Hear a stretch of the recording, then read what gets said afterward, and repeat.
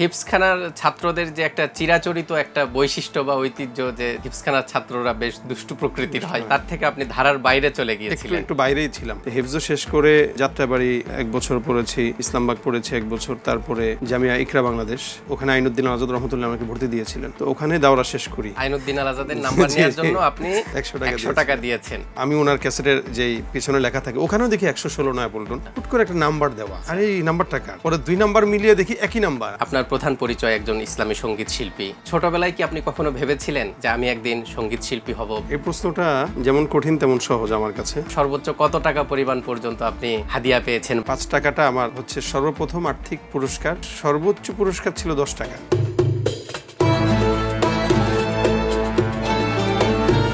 আসসালামু আলাইকুম। কাছে এবং দূরে, দেশে এবং প্রবাসে, যে যেখান থেকে আমাদেরকে দেখছেন, আমাদের সাথে যুক্ত হয়েছেন, সবাইকে স্বাগত জানাচ্ছি নিউজ 24 ডিজিটালের বিশেষ আয়োজন আলোকিত আলাপনে। আপনাদের সঙ্গে আছি আমি তালহা ইবনে রেজা। প্রিয় দর্শক, আমাদের এই অনুষ্ঠানে আমন্ত্রণ জানানো হয় দেশের ইসলামী অঙ্গনের গুরুত্বপূর্ণ ও বিশেষ ব্যক্তি, যারা নিজ নিজ ক্ষেত্রে নিজ নিজ পরিমণ্ডলে আলোকিত হয়েছেন, তার চারপাশকে আলোকিত করেছেন। সেই সমস্ত বিশেষ ব্যক্তিদেরকে নিয়ে আমাদের বিশেষ আয়োজন আলোকিত আলাপন। প্রিয় দর্শক, তারই ধারাবাহিকতায় আজকে আমাদের অনুষ্ঠানে উপস্থিত হয়েছেন দেশের জনপ্রিয় ইসলামী সঙ্গীত শিল্পী, যিনি বছরের পর বছর ধরে একের পর এক জনপ্রিয় ও দর্শকনন্দিত ইসলামী গান আমাদেরকে উপহার দিয়ে চলেছেন, যিনি একাধারে সঙ্গীত শিল্পী, সুরকার, গীতিকার এবং সঙ্গীত পরিচালক। যার আরেকটি পরিচয় রয়েছে, তিনি হচ্ছেন জাতীয় সাংস্কৃতিক সংগঠন কলরবের পরিচালক মুফতি সাঈদ আহমদ। আসসালামু আলাইকুম। ওয়ালাইকুম আসসালাম। কেমন আছেন ভাইয়া? আলহামদুলিল্লাহ, ভালো আছেন? জি আলহামদুলিল্লাহ। আপনার শত ব্যস্ততার মধ্যেও আপনি আমাদেরকে সময় দিয়েছেন, এই জন্য শুকরিয়া। তা আমাদের এই আজকের অনুষ্ঠানে উপস্থিত হতে পেরে কেমন লাগছে আপনার? আলহামদুলিল্লাহ, এরকম আয়োজন আমার মনে হচ্ছে একটু ব্যতিক্রম এবং প্রথম।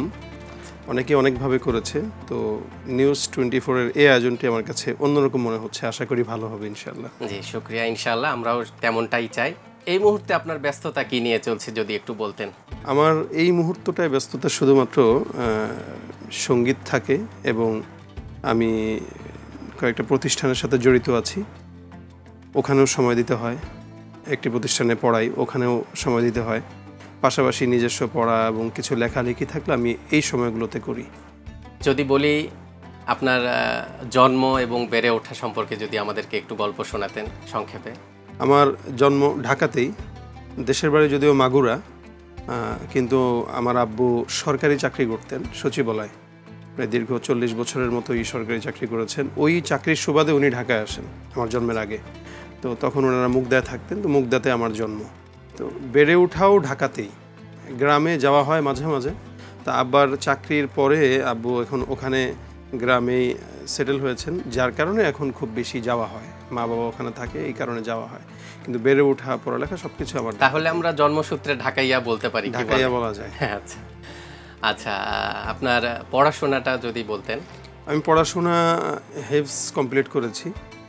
এটা 2টা মাদ্রাসায় করেছি, একটা হচ্ছে ড্যামরাতে, আরেকটা হচ্ছে এই তারাবো। আচ্ছা, এখান থেকে হেফজও শেষ করে তারপরে আমি যাত্রাবাড়ি 1 বছর পড়েছিলাম। অবশ্য তার আগে আমার একদম শুরুটা দারুন নাজাতে 1 বছর না 2 বছর পড়েছিলাম। দারুন নাজাত কামিল মাদ্রাসা। জি, ওটা 1995-96 দিকে। ওই শুরুটা আমার দারুন নাজাত থেকে হয়। তারপরে ওখান থেকেই অন্য মাদ্রাসায় ভর্তি হই। তো হেফজও শেষ করে যাত্রাবাড়ি 1 বছর পড়েছি, ইসলামবাগ পড়েছি 1 বছর, তারপরে জামিয়া ইকরা বাংলাদেশ, ওখান থেকে আমি ওখানে আইনুদ্দিন আল আজাদ রহমতুল্লাহ আমাকে ভর্তি দিয়েছিলেন। তো ওখানে দাওরা শেষ করি। দাওরার পরে আবার যাত্রাবাড়ি 1 বছর যে ইফতা পড়ি। আচ্ছা, ছোটবেলার বিশেষ কোনো স্মৃতি বা কোনো বিশেষ কোনো গল্প, মজার কোনো গল্প যদি থাকে, মনে থাকে বলতে পারেন। ছোটবেলার বিশেষ স্মৃতি বলতে, আমরা তো ঢাকায়, আমার ঢাকায় জন্ম। আচ্ছা, যারা ঢাকায় জন্ম এরা একটু ভীতু হয়। আচ্ছা আচ্ছা। তো সেই জায়গাটা থেকে যারা গ্রামে বড় হয় তারা অনেক কিছুর সাথে পরিচিত। দুরন্তপনা যে বিষয়টা থাকে, আমরা তো ঢাকায় এটা পাইনি, এক ঘরের ভিতরে বন্দি ছিলাম। তো আমি গ্রামে যখন ছোটবেলায় যেতাম, আব্বা নিয়ে যেতেন, তখন আমার চাচাতো ভাইদের সাথে আমি মাছ ধরার জন্য বিলে যেতাম। আচ্ছা। তো আমি যদি যে কোনো সময় যদি আমি ঘর থেকে বের হইতাম, তো আমার পায়ের সাথে শামুক, আমার দাদি পালতো, ওই হাঁস পালতো, জি তো আস্তে আস্তে শামুককে দেখতাম ভেঙে ভেঙে খেতে খেতে দিচ্ছ, একটা ডাক দিত আই তিতি তিতি করে। তো আসতো, হাঁস খেত, অথবা মাছ ধরার জন্য বিলে যেতাম, তো যে কোনো জায়গায় যেতাম তো আমার পায়ে ওই শামুক এটা ঢুকতো এবং পা কেটে তারপরে নিয়ে আসতাম। পচা শামুকে পা পচা শামুকে পা কাটা যেটা বলে। আর এছাড়া একদিন হাটে গেলাম, আমাদের গ্রামে হাট বলা হয়, আপনাদের গ্রামে হয়তো হাট বলা হয়, বাজার যেটা বসে সাপ্তাহিক বাজার। তো একদিন বাজার থেকে, হাটের থেকে বাজার কিনে বাড়ির দিকে যাচ্ছি, সম্ভবত আমার চাচাতো ভাই সাথে ছিলেন। তো আমাদের বাড়িতে যাওয়ার আগে একটা জায়গা আছে কালীতলা নাম, ওই জায়গাটাকে আমরা ছোটবেলা থেকে ভয় পাই, এখনো ওই জায়গাটা কালী আছে কি, কালী মন্দির আছে, মানে ওইটার কারণেই নামটা এরকম আর কি, এবং ওখানে মূর্তি ডুবানো হয়। তো ওই জায়গাটায় আমরা যেতে ভয়, দিনের বেলা মানুষ যেত না, রাতের তো দূরের কথা তখন। তো আমরা একদম সন্ধ্যা ঘনায় আসছে, আমার হাতে বাজার মাছ টাছ এগুলো নিয়ে আমরা আসতেছি, এর ভিতরে আমার চাচাতো ভাই হুট করে দেখলাম থেমে গেল। আমি কি থামলা কেন, তো কয়ে সামনে তাকায় দেখো।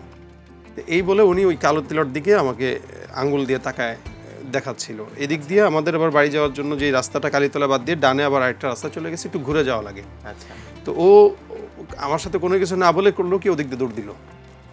আমি তাকায় দেখি মানে বিশাল ছায়ার মতো, কি আমি ভালো মতো দেখতেও পারিনি ভয়ে, মনে হইলো যে দুই পাশে ওই সাইডটা আবার অনেক তাল গাছ এবং খেজুর গাছ এক সারিতে। আপনার বয়স কেমন হবে? সম্ভবত 6-7। অনেক ছোট, আপনার বেশ ভালোই মনে আছে দেখছি। এর আগের বিষয় তো মনে থাকে অবশ্যই। আচ্ছা আচ্ছা। তো ওই দুই গাছের আগায় শুধু দেখলাম দুইটা পা, আমি আর উপর দিকে তাকানোর সাহস করি নাই। তো ওইভাবেই ডান দিক দিয়ে ও যেদিক দৌড় দিয়েছেন, তো আমি ওদিক সেদিক দৌড় দিলাম। তো এটা আমার এখনো পর্যন্ত মাঝে মাঝে মনে পড়ে। এটা কি আবার কখনো কি ঘুমের ঘোরেও কি কখনো দেখতেন? এটা দেখি নেই। আর দেখেননি কখনো? আজকে আপনি সাইদ আহমদ হয়ে উঠেছেন। মানুষ একদিনেই কিন্তু তার সফলতার সর্বোচ্চ চূড়ায় ওঠে না, আপনিও নিশ্চয়ই একদিনে এই পর্যায়ে ওঠেন নাই। অবশ্যই। তো আমরা জানতে চাচ্ছি, এই যে আজকে আপনি, আপনার প্রধান পরিচয় একজন ইসলামী সঙ্গীত শিল্পী, পাশাপাশি আরও অনেক বিবিধ পরিচয় আছে আপনার, কিন্তু আমাদের জানার বিষয় হচ্ছে যে ছোটবেলায় কি আপনি কখনো ভেবেছিলেন যে আমি একদিন সঙ্গীত শিল্পী হব বা এরকম কিছু? এই প্রশ্নটা যেমন কঠিন তেমন সহজ আমার কাছে। জি বলেন। অনেক মানুষ ছোটবেলায় অনেক কিছু কল্পনা করে না যে আমি কি ওটা পারবো, এই যে একটা ভয় আতঙ্ক কাজ করে। আমার ছোটবেলা থেকেই স্বপ্ন ছিল এবং টার্গেট ছিল এবং আত্মবিশ্বাস ছিল, আমি একদিন এই জায়গাটায় যেতে পারবো, সেটা হচ্ছে সঙ্গীতের ক্ষেত্রে। আচ্ছা আচ্ছা, মানে আপনার ছোটবেলা থেকে এরকম একটা স্বপ্ন ছিল? স্বপ্ন ছিল, আত্মবিশ্বাস ছিল। আচ্ছা আচ্ছা। এবং আমি অনেকের, আমার যাদের সাথে পড়তাম তখন, তাদেরকে আমি বলতাম যে আমি একদিন ওই জায়গায় যাব। তো ওরা আমাকে মাঝে মাঝে কনফিউজ করে দিত যে কি পারবে। আচ্ছা, তখন কি গান গাইতেন? হ্যাঁ, আমার গাওয়াটা ছোটবেলা থেকেই। আচ্ছা। এবং আমার আদৌ মনে পড়ে যখন আমি ওই যে বললাম দারুণ নাজাতের আমার যে একদম শুরুটা আর কি, মানে এই শুরুটা যখন আমি তখন পড়ি, তখন একদম ছোট। আচ্ছা। তখন আমার আম্মু, আমাদের বাসা পাশেই ছিল, ওদিকেই ছিল, তা আম্মু রমজানে আমাকে এই সাহারির সময় মসজিদ পর্যন্ত নিয়ে যেতেন গজল গাওয়ার জন্য।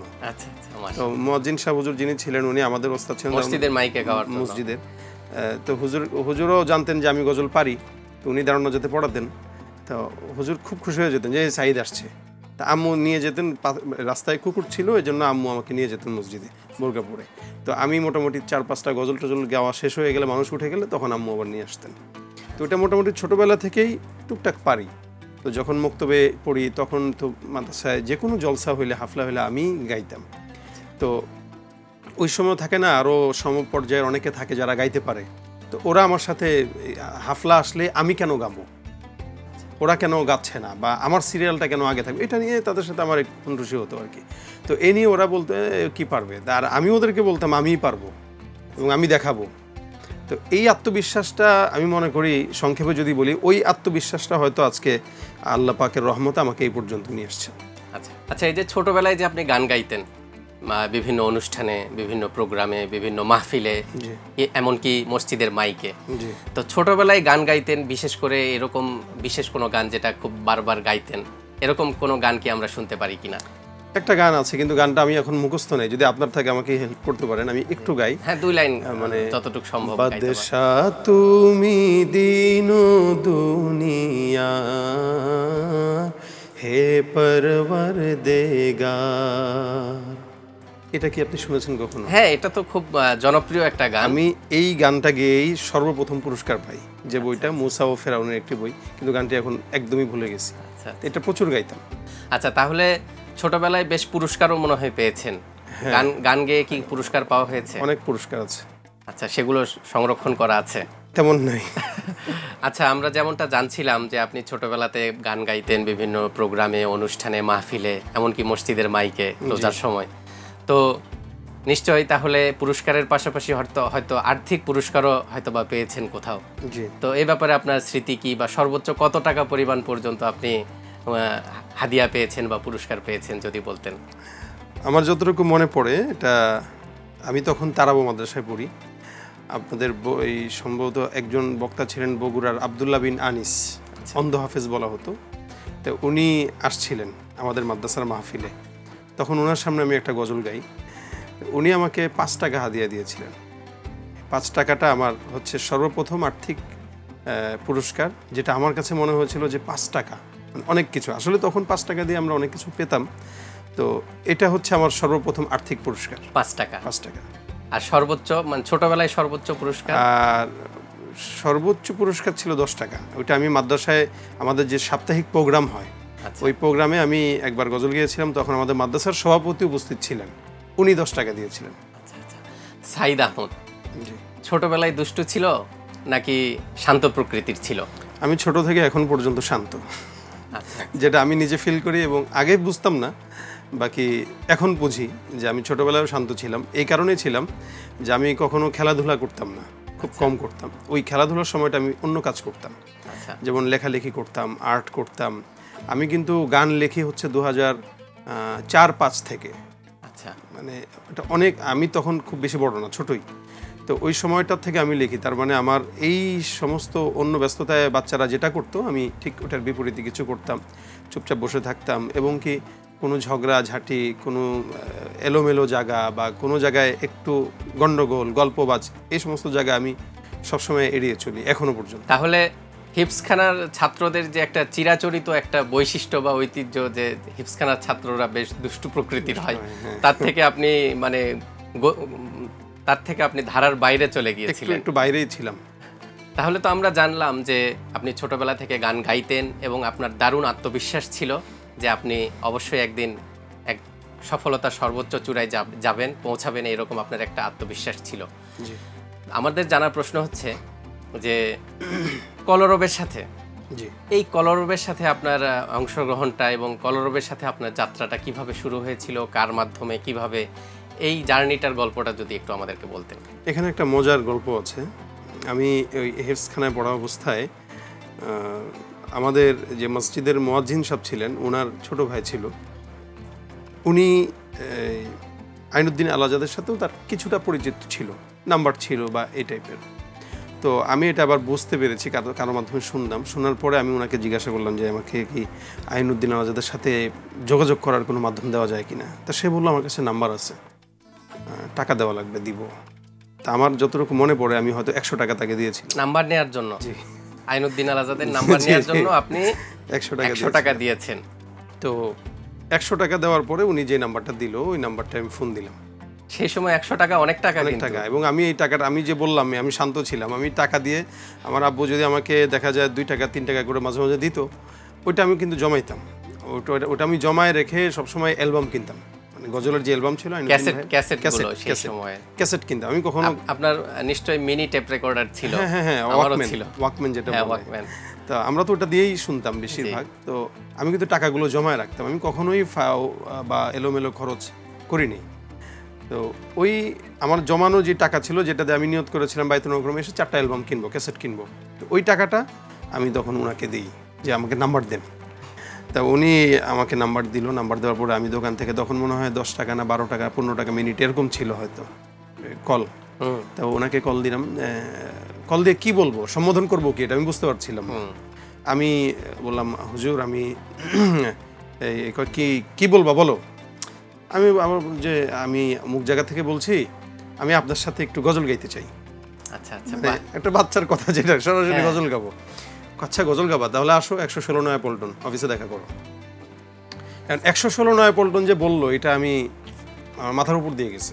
বুঝতে পারেননি? আমাদের তো বিল্ডিং এর নাম্বার টাম্বার এগুলো তো আমরা কিছু জানি না। আচ্ছা আচ্ছা। 116 নয়াপল্টন এটা কি, কোথায়? আবার ফোন দিলাম, আমি বললাম হুজুর আমি তো বুঝিনি। তো বললাম তো 116 নয়াপল্টন, আসো অফিস দেখা করো। এখন আমি 116টা কার কাছে জিজ্ঞাসা করবো? আচ্ছা আচ্ছা যাই হোক, আমি ওনার ক্যাসেটের যেই পিছনে লেখা থাকে ওখানেও দেখি 116 নয়াপল্টন, আচ্ছা হুট করে একটা নাম্বার দেওয়া। আচ্ছা। আরে এই নাম্বারটা কার? পরে 2 নাম্বার মিলিয়ে দেখি একই নাম্বার, আমি যেটা 100 টাকা দিয়ে নিলাম এই নাম্বারটা এখানে আছে। তাহলে তো আপনার 100 টাকা জলে চলে গেল, বিফলে চলে গেল। বিফলে। আমি হ্যাঁ এটা কি করলাম? আমি ভাবছিলাম যে এটা মনে হয় হয়তো অফিসিয়াল কারো নাম্বার থাকতে পারে, এটা উনার পার্সোনাল নাম্বার এখানে দিবে, এটা কিভাবে হয়? আচ্ছা আচ্ছা। যাই হোক আফসোস লাগে নাই যে যোগাযোগ তো করতে পারলাম। জি তাই আমার বড় ভাই ছিল জাফর আহমদ রাবি, উনি ভালো লেখক, কলরবের গীতিকার। আরেকজন আমাদের বন্ধু ছিল রেজাউল নাম। তো ওরা যথেষ্ট আমাকে করতো, উদ্বুদ্ধ করতো। তো ওনাদেরকে সাথে নিয়ে আমি খুঁজতে খুঁজতে অবশেষে কলরবের অফিসে আসি। তারপর আজাদ ভাইয়ের সাথে দেখা হয় প্রথম রমজানে যাই, সম্ভবত এটা 2000। ভাই বলতেন তখন ওস্তাদ বলতাম, আচ্ছা। বা কখনো এক এক সময় এক এক ডাক দিতাম আর কি। তো ওই সাক্ষাতের পরে উনি প্রথমেই আমার কাছ থেকে 4টা সঙ্গীত শুনেন এবং শোনার পরেই উনি আমাকে বললেন যে কন্টিনিউ তুমি আসবা। আর আমার কথা ছিল আমি যাবই। তারপরে আব্বু বলল যে আমি তাহলে টাকা দিব না। আমি বলছি আপনার টাকা দেওয়া লাগবে না, আল্লাহ ব্যবস্থা করবে। আচ্ছা আচ্ছা। এই জায়গাটায় আমি আব্বুকে করলাম যে আপনার টাকা লাগবে না, আমি আল্লাহ ব্যবস্থা করবে। তা আমি আবার আমার মনে পড়ে আমি দোয়া করছিলাম যাওয়ার আগে পরের সপ্তাহে যে আল্লাহ আব্বা তো টাকা দিবে না, তা একটা ব্যবস্থা তুমি করে দিও। আচ্ছা আচ্ছা। আমি অফিসে যাওয়ার পরে ভর্তির টাকাটা আমি নিজেই জমিয়ে টমিয়ে ওনাকে দিলাম। কত টাকা দিয়ে ভর্তি তখন হয়েছিল? ভর্তি হয়েছিলাম সম্ভবত 800 টাকা দিয়ে না 1000 টাকা দিয়ে। বেশ ভালো অঙ্ক। ভালো অঙ্ক ছিল। তো উনি আমি তখন ওনাকে শেয়ার করলাম যে আমার বাসা থেকে তো নারাজ এবং টাকা পয়সাও দিবে না বলতেছে, আমার জন্য মনে হয় আসা কষ্ট হবে। তখন উনি বললেন যে তোমার টাকা লাগবে না মাসে, তুমি আসো। আচ্ছা। পরে আমার মনে হলো যে আল্লাহ হয়তো আমার দোয়া কবুল করছেন। যাই হোক বাসা যেয়ে পরে বললাম যে আমার কিন্তু টাকা লাগবে না আপনাদের কোনো, আমি এমনিই যেতে পারবো। আপনার কি মনে আছে কিনা যে আইনুদ্দিন আল আজাদ রহমতুল্লাহ আলাইকে যে 4টি গান আপনি শুনিয়েছিলেন বললেন, জি, সেই কোন গানগুলো শুনিয়েছিলেন, তিনি পছন্দ করেছিলেন, মনে আছে কি? একটা নজরুল সঙ্গীত শুনিয়েছিলাম, আর 2টা ওনার গান শুনিয়েছিলাম, আর একটা আমাদের মুহিব ভাইয়ের গান শুনিয়েছিলাম। আচ্ছা, সেখান থেকে যে কোনো একটা গান আপনার পছন্দ মতন যে কোনো একটা গান আমরা শুনতে পারি কিনা? ওনার যেটা শুনিয়েছিলাম সম্ভবত আমার মনে পড়ে একটা গান আছে, একদিন নিশ্চয় আসবে সেদিন শান্তির সুবাতাস বইবে যেদিন, দিনের পথে মোরা চলবো যেদিন, একদিন নিশ্চয় আসবে সেদিন শান্তির সুবাতাস বইবে যেদিন। এটি। আচ্ছা সাইদ ভাই, দীর্ঘ সময় ধরে আপনি আমাদেরকে সময় দিলেন, আপনার সাথে আমরা গান হলো, আড্ডা হলো, গল্প হলো, বেশ ভালো একটা সময় কাটলো। তো আমরা একদম অনুষ্ঠানের শেষ পর্যায়ে চলে এসেছি।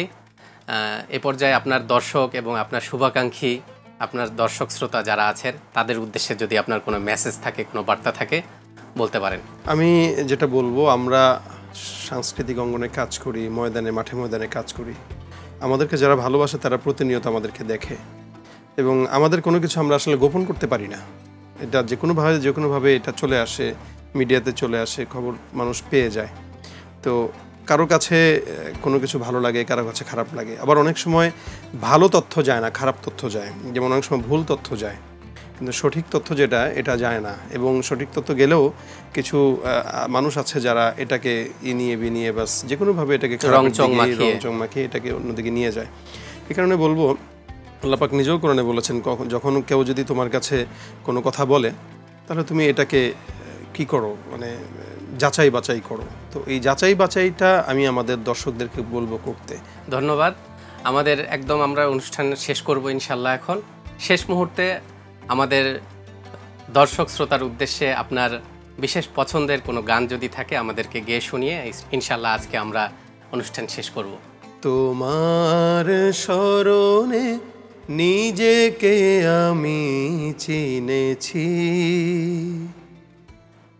তোমার চরণে সিজদা বনত হয়েছি, শুকরিয়া ও গো আল্লাহ তোমায় তোমার দয়ায় বেঁচে আছি,